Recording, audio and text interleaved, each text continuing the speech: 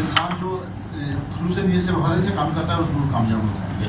ہمارا یہاں پہ ٹیم ورک کرنا، یہاں کام کرنا یہ نہیں کہ ہم آئے آگے اسپیچ کی اور چلے گئے.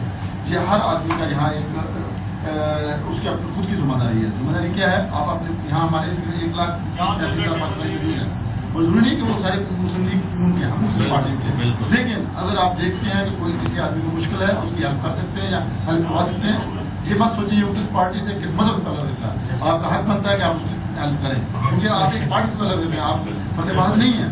جب ایک آدمی فرد واحد ہوتا ہے اس کی ایک اپنی ذاتی ذمہ داری ہوتی ہے. جب وہ ایک پارٹی کا رکن ہوتا ہے تو اس کی ذمہ داری بڑھ جاتی ہے.